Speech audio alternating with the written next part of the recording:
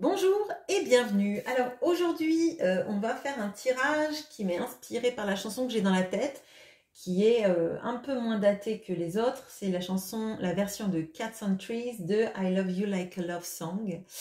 Et j'ai en fait en boucle le refrain qui tourne. Donc I Love You Like a Love Song Baby. Voilà, je ne vais pas vous le faire 50 fois. Mais je me suis dit qu'il y avait quelque chose d'assez obsessionnel. Vous voyez, comme ce genre de chanson qu'on peut écouter en boucle peut-être 10-15 fois. Peut-être que vous êtes un peu moins fêlé que moi. Moi, ça m'arrive, quand j'aime une chanson, je peux la passer beaucoup de fois. Alors, heureusement, j'ai mon casque, parce que sinon, chez moi, il m'aurait isolé dans mon bureau ad vitam aeternam. Mais il y a quelque chose d'obsessionnel et surtout, moi ce que je ressens, c'est quelque chose d'un peu idéalisé et non vécu. Dans une chanson d'amour, en fait, il y a plein de choses que l'on n'exprime pas dans la vraie vie et qu'on peut exprimer dans une chanson d'amour. Il y a plein de choses aussi qu'on ne vit pas et qu'on peut vivre à travers des chansons, à travers des histoires, etc. Il y a quelque chose d'un peu, peut-être même romanesque ou...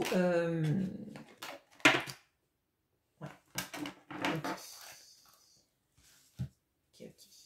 Bon. Alors, on a la déconstruction, on a l'âge, on a le sanctuaire. Bon. Effectivement, là, on a quelqu'un qui sent sa vie un peu partir, j'allais dire à volo, qui a l'impression qu'en fait, toute sa vie est en train de se déconstruire, mais surtout, outre toute sa vie, c'est tous ses schémas, toutes ses pensées, toute la manière dont cette personne s'est ancrée dans sa vie. Alors, c'est vraiment induit par le temps qui passe, par l'âge qu'on prend. Alors peut-être que cette personne a eu son anniversaire il n'y a pas très longtemps, ou va rentrer dans une année où elle va avoir un âge qui est significateur pour elle. Alors je vous dis ce qui me vient, des années par exemple en zéro, ou alors des années par exemple dans lesquelles cette personne elle a perdu son père. Vous voyez, quand on se rapproche de la mort de son père, de sa mère, enfin bon, de quelqu'un dont elle était proche, il y a cette notion là du temps qui file et de finalement avoir besoin d'un endroit dans lequel on se sent bien enfin. Vous voyez, il y a une déconstruction des schémas, il y a une sorte d'urgence du temps qui passe, du temps qui file, du temps qu'on voit passer, qu'on a vu passer, qu'on n'a pas saisi, et de se dire, ben là, il faudrait que je trouve quand même un endroit où je sois bien. Un endroit, quand je dis un endroit, ça peut être aussi être avec quelqu'un qui fait qu'on est chez soi. Hein. C'est comme quand on dit la maison, c'est là où le cœur réside. Vous voyez, on a cette notion-là. Avec la notion de la chanson que j'avais dans la tête, on a un peu cette obsession, cette redondance des pensées et de pensées qui viennent vers vous, en fait, mais que cette personne n'a pas saisi comme il fallait. Alors, qu'est-ce qu'on peut me dire de plus, justement, sur cette sensation de déconstruction? Ouais.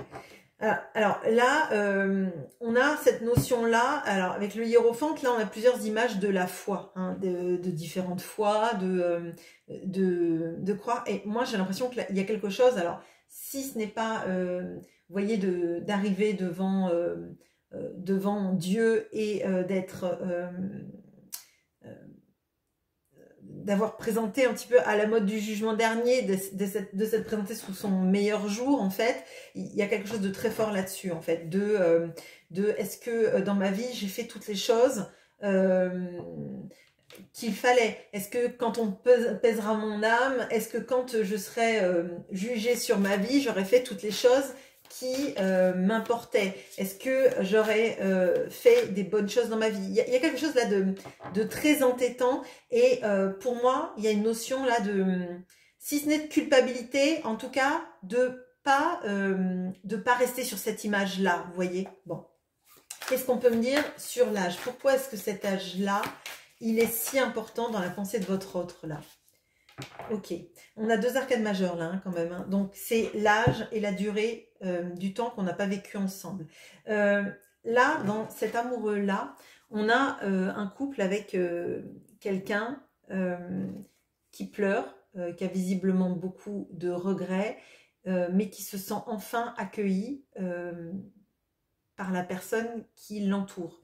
Et il sait cet amoureux-là, que c'est auprès de son amoureuse, de la personne qu'il aime, qu'il est le mieux, d'accord? Et qui peut s'épancher et qui peut se rassurer que le cœur peut s'apaiser. Il y a quelque chose aussi, sans doute, sur l'émotionnel qu'on n'a jamais laissé sortir. Hein. Le temps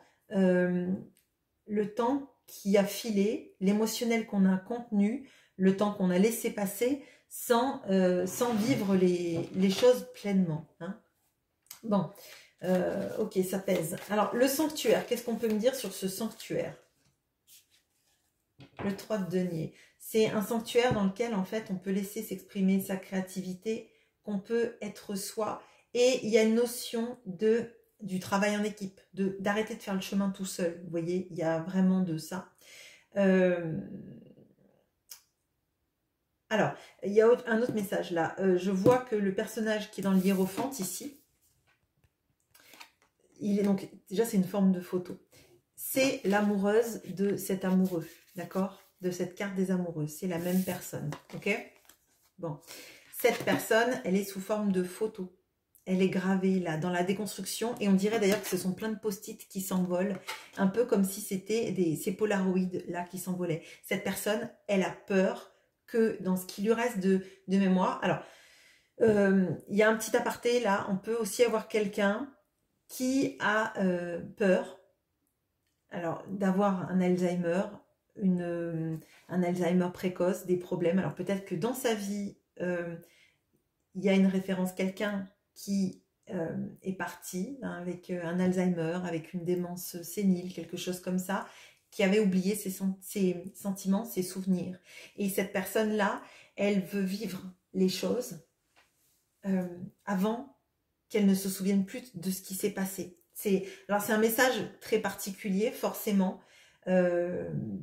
mais vous voyez, c'est comme l'urgence de vivre ce qu'on n'a pas vécu avant que le temps soit écoulé. Là, c'est pas un bel état d'esprit, je ne vais pas vous le cacher, mais cette personne, elle a envie de pouvoir se ressourcer dans un endroit où elle puisse être bien. Et c'est pas que juste pour pouvoir être tranquille, faire de la musique, etc.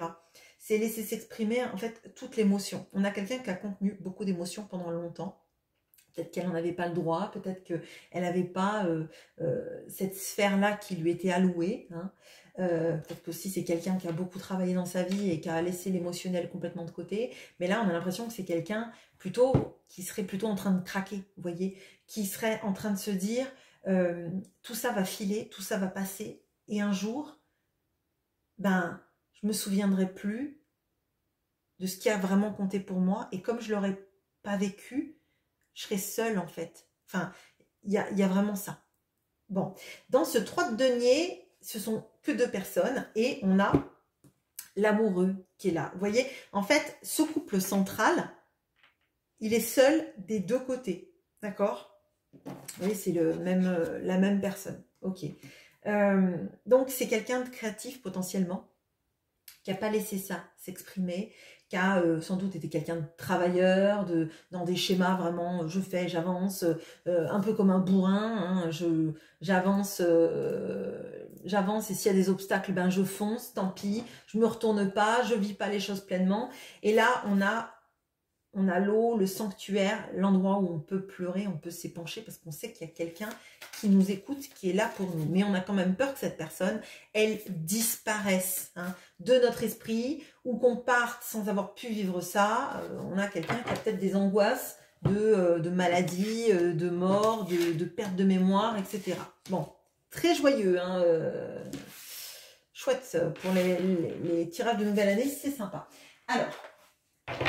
Bon, qu'est-ce que cette personne pense qu'il se passe dans votre vie?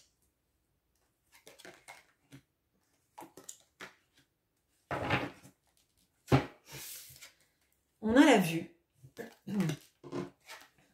on a l'escalier, ok, on a le stratège. Et en l'occurrence, alors je ne connais rien échecs, pardon. Mais moi, c'est un peu l'impression de... il reste juste un pion, mais c'est celui qui va qui va renverser toute la partie. Je ne sais pas si c'est échec et maths et je ne vais pas m'amuser à vous le dire parce que j'y connais rien. Bon. Alors là, moi, j'ai l'impression que cette personne, elle voit que vous avez tout compris depuis le début de votre histoire, mais que maintenant, vous vous êtes ouvert plusieurs perspectives, d'accord? Avec ces notions d'escalier, alors c'est des escaliers qui sont un peu flippants parce qu'ils partent dans tous les sens, mais on a l'impression en fait que ces escaliers vous permettent à vous de vous échapper par la lucarne, d'accord? Comme si en fait vous aviez attendu longtemps dans une pièce toute fermée, que cette personne peut-être se manifeste, vous rejoigne, etc. Et que vous avez finalement construit votre vie, alors de briques et de broc comme vous avez pu, mais pour atteindre ce Velux là-haut, en fait, vous avez mis en place un système d'escalier qui n'est pas droit, mais qui arrivera au but. Vous voyez, vous n'avez pas fait une ligne droite. Cette personne, elle a fait sans doute une ligne droite dans sa vie. Elle a fait son chemin, elle n'a pas réfléchi aux obstacles, elle s'est pas arrêtée. Vous, je pense que vous avez eu une vie un peu de guingois, je dirais. Alors, ne le prenez pas mal, hein, mais c'est vous êtes parti dans plusieurs directions différentes, mais finalement, vous pouvez vous échapper de cette pièce fermée. Là où on voit cette personne, finalement, elle s'échappe pas de son mental, elle est un peu en prison mentale. Vous, ben, peut-être que vous avez eu des moments où vous avez chuté, vous avez réfléchi que c'était pas le bon chemin à prendre avec les escaliers, vous êtes monté comme ça, et puis finalement vous êtes dit que vous pourriez rien faire, excusez-moi. Vous êtes parti sur une autre direction, et puis ça marchait pas, alors vous avez mis un livre et vous enjambez. Votre parcours, à vous, il n'est pas droit. C'est pas une ligne droite, mais c'est un parcours, en fait, dans lequel vous avez dû vous adapter au chaos de la vie, hein, au rebondissement de la vie, tout en ayant une sorte de vision de ce qui se passait. Là, avec la vue, on a vraiment cet œil, mais extrêmement perçant, qui me fait aussi penser à l'œil... ah, j'ai perdu. Qu'on trouve en Turquie notamment, hein, s'il y a d'autres endroits, mais vous voyez l'œil qui protège. Bon, avec le stratège, moi j'ai l'impression que finalement c'est vous qui allez mieux vous en sortir. Cette personne, elle vous voit, vous, comme tirant votre épingle du jeu, et peut-être même comme tournant le dos à une situation qui convient plus. Hein. Vous avez trouvé le moyen de vous échapper, là où cette personne, en fait, vous tournez en boucle. Cette personne est prisonnière de son mental, de la peur de le perdre, de la peur de perdre ses souvenirs, et vous, c'est comme si vous échappiez. Vous voyez, vous vous échappez, et peut-être même que vous échappez de son esprit. Vous essayez de vous échapper de son esprit et qu'il quitte le vôtre. Vous voyez ce que je veux dire? Bon. Enfin, je sais pas, si vous ne voyez pas, dites-le moi en commentaire, parce que là, en fait, je vous parle comme si... ok. Alors, hop, hop.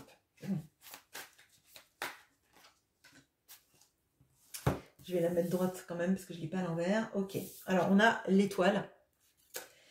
L'étoile sur la vue. On a le roi de bâton. Et alors, vous avez, je ne sais pas si c'est le roi. Je ne connais pas assez les... Je ne sais pas. On va dire que c'est le roi parce que ça va bien dans la guidance. Et moi, c'est comme ça que c'est ma cognition. Le roi de bâton, là, il est tout en blanc. Comme cette seule pièce qui reste sur cet échiquier où il y a que des pièces toutes noires, d'accord? Et cet escalier est blanc aussi, d'accord? Il y a une notion là, et en plus on retrouve ce roi de bâton ici. Alors, moi ce que je ressens, et c'est un 8 de coupe, le 8 de coupe c'est tourner le dos à une situation, quelqu'un qui ne nous a pas convenu, on le laisse partir. Bon, alors, là, moi ce que je ressens très clairement, c'est que vous voyez clair. Vous voyez clair dans ce qui existe et même vous voyez clair dans l'invisible. Ça va paraître un peu bizarre effectivement, mais il y a un don. Alors un don de double vision peut-être, un don de clairvoyance, une sorte de foi que vous êtes protégé. Ça c'est possible avec cette notion d'étoile. Hein. Et comme si vous aviez fait un vœu à l'univers et vous savez que ce vœu c'est... de voir clair dans la situation, de comprendre des choses que peut-être cette personne n'a pas compris. D'accord? Là, moi, l'impression que j'ai, c'est que cette personne, elle sait que vous vous comprenez des choses bien plus subtiles que elle, ce qu'elle a compris. Maintenant, elle est en train de les réaliser parce qu'il y a tout qui se déconstruit, parce qu'elle a ses peurs, parce qu'elle a peur de vous perdre, hein, clairement. Bon. Et qu'elle voit que vous êtes en train de vous échapper. Vous êtes en train de vous échapper potentiellement de ce lien. Vous êtes en train de reprendre du pouvoir avec ce roi de bâton. Et vous n'allez plus, en fait... alors, ne prenez pas mal ce que je vais dire, mais c'est le mot que j'ai. Suppliez cette personne de rester dans votre vie. Hein. Vous voulez plus en fait la rattraper par le col. Chaque fois qu'elle tombe, chaque fois qu'elle n'est pas là, d'essayer de la ramener vers vous. Vous vous dites, mais en fait, je suis capable de tout gérer seule parce que je n'ai finalement géré seule tout le temps, en fait. Donc là, cette personne, elle voit qu'en fait, c'est pas elle qui maîtrise le jeu. C'est pas parce qu'elle a plus de pions qu'elle va gagner la partie. Maintenant, elle a l'impression que sa vie se déconstruit et que vous, la vôtre, en fait, toute votre vie, elle a mené à travers vos chaos, vos détours de vie, les choses que vous avez surmontées, finalement, vous avez fait peut-être un escalier pas droit, mais vous avez fait le seul qui va vous permettre de vous échapper. Alors, je dis pas que la relation est toxique. Je dis qu'à un moment donné, là, il y a un gros recentrage sur soi et qu'il y a une grosse capacité à se dire, si cette personne, elle reste sans arrêt dans les chaos du mental, moi, il faut que j'avance. Hein. Faut que j'avance. Je suis peut-être pas toute seule en plus dans ma vie. J'ai peut-être mes enfants, mes petits-enfants, toute une... ou moi-même, hein, d'ailleurs, hein, ou vous-même, hein, à sauver. Bon, ok. Alors, donc là, on voit que cette personne ne va pas bien. Effectivement, vous tournez en boucle, il y a une obsession. L'obsession, c'est surtout qu'elle a peur de mourir, elle a peur de vous oublier, que vous l'oubliez aussi beaucoup. Ça, je pense que vous sortiez totalement de ce lien amoureux. Ok, alors, quel est... wow.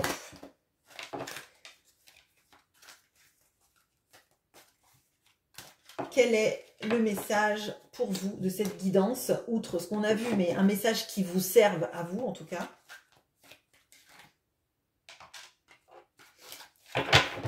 Excusez-moi, c'est pas très pratique.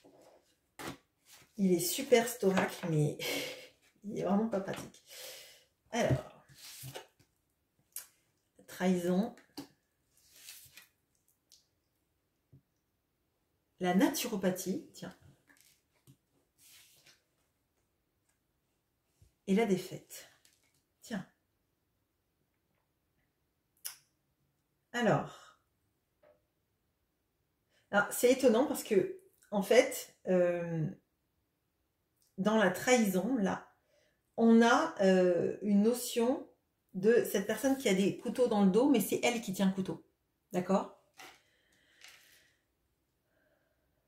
On a dans la défaite le couteau qui est à terre et le bouclier avec... Alors, on a le bouclier, on a l'épée qui est à terre, on a le bouclier, mais on a la garde de l'épée qui est, vous voyez, rangée dans les attaches du bouclier derrière. Bon, mais c'est tout ensanglanté. Et au milieu de tout ça, on a la naturopathie, mais surtout, ce que ça donne, c'est le caducée. Donc, on a les plantes, la naturopathie, le soin, l'aide... alors l'aide par les plantes et puis l'aide avec des naturopathes. Donc j'en ai plusieurs sur cette chaîne, des naturopathes. On a Thérapie Joyeuse, on a aussi Énergiflore qui permet de soigner avec les élixirs floraux. Hein. C'est pas pour faire de la pub déguisée, hein, je gagne rien là-dedans. Hein. C'est juste que ce sont des personnes que je connais et dont j'ai utilisé les services, donc je sais qu'elles sont super, donc voilà. Mais il y en a d'autres, il n'y a pas de souci avec ça. Là, ce que je ressens, c'est que cette personne, en fait, elle s'est trahie elle-même, et vous ne pouvez pas la guérir d'elle-même, très clairement. Si elle continue dans ces schémas-là, elle va vers la défaite.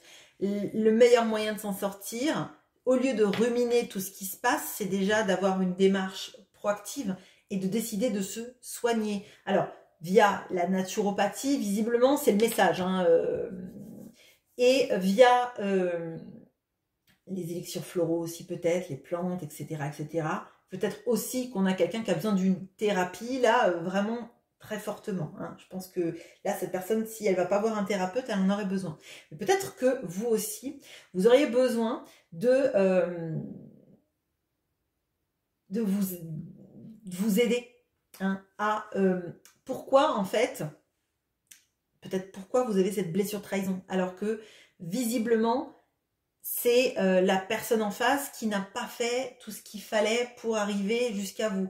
Vous, bah, vous essayez de vous en sortir, le chemin est chaotique, mais vous avez cette énergie-là de vous en sortir. Alors peut-être que vous avez besoin d'un coup de pouce pour vous redonner de l'énergie, et ça c'est probable.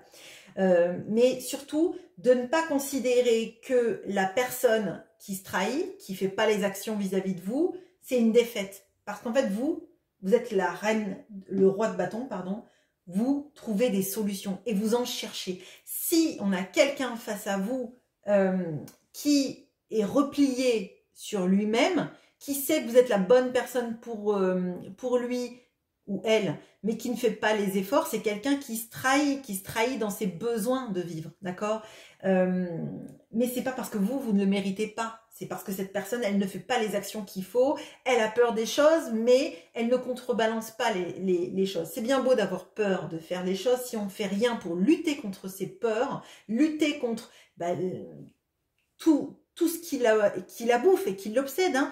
C'est bien beau d'aimer les gens comme des chansons d'amour, c'est bien beau d'écouter des chansons d'amour pour nous faire penser à quelqu'un, mais vivre l'histoire d'amour, c'est quand même mieux, d'accord ? Et cette personne, vous ne pouvez pas la soigner d'elle-même, vous ne pouvez pas être son sauveur, vous pouvez juste vous sauver vous. S'il y a des choses, des sensations de blessures de trahison qui émergent, il va falloir les pointer, il va falloir essayer de vous en libérer. Pas pour lui ou elle, pour vous, parce que vous faites tout le boulot toute seule de toute façon. Donc si cette personne, elle préfère écouter des chansons d'amour en restant dans des regrets et en pensant à tout ce qu'elle aurait pu vivre, au temps qui passe, au fait que vous allez l'oublier, qu'elle va perdre la mémoire, qu'elle va mourir, etc. C'est une spirale qui est quand même terrible, hein. Mais vous ne pouvez pas faire les choses à sa place, d'accord ? Donc là, le central, c'est vous, prendre soin de vous, ne pas prendre les trahisons de cette personne comme des choses que vous méritez. Non, vous ne méritez pas ça. Et cette personne s'inflige des choses, mais elle ne soigne pas. Elle ne soigne pas tout ça. Elle est défaitiste, c'est-à-dire qu'elle ne prend pas le pas d'arranger les choses. Là, qu'est-ce que vous pouvez, par rapport à quelqu'un qui se sabote totalement? Là, c'est elle-même qui s'est infligé ça. Ça ne va pas être facile à faire, mais c'est ça. Hein. Bon. Un autre conseil pour vous. Alors, face du coup à cette blessure de trahison là. On a le 8 de bâton par rapport à la naturopathie, le 2 de coupe. Ouais.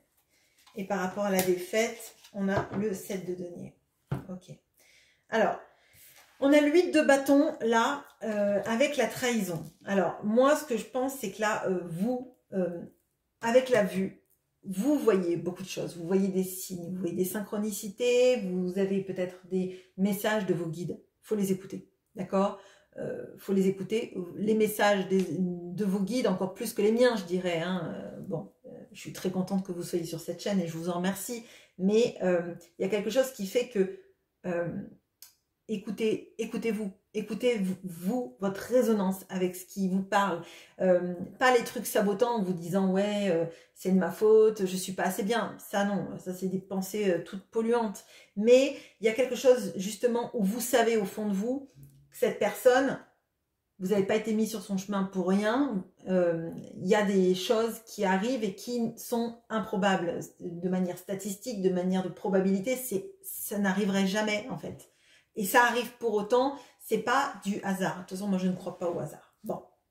La naturopathie et le 2 de coupe, on a cette notion de prenez soin de vous. Prenez soin de vous. Si ça vous fait du bien de recommencer de faire un rééquilibrage alimentaire, de prendre soin de vous en vous faisant aider par des élixirs floraux, par du rééquilibrage alimentaire, manger plus sainement, surtout après les fêtes, peut-être que vous en avez encore plus besoin. Il y a une invitation à prendre soin de vous parce que finalement, c'est la seule chose que vous maîtrisez dans cette histoire, en plus de celle de vous échapper par les escaliers, vous voyez. Bon. Avec le 7 de denier et la défaite, c'est marrant.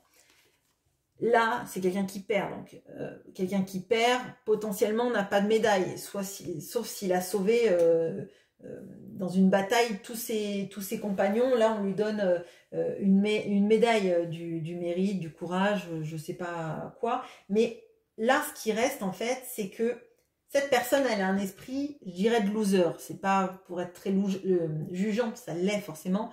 Mais vous n'avez pas ce mental-là, en fait. Vous avez plutôt le mental de, ben, je dirais, du winner. C'est-à-dire, je surmonte les épreuves et à la fin, ben, c'est moi qui gagne. Hein, c'est moi qui gagne. C'est vous qui gagnez parce que vous gagnez à prendre soin de vous, à ne pas être dans l'action et pas dans les regrets. Donc peut-être que vous aurez des remords dans votre vie, mais au moins vous aurez vécu les choses.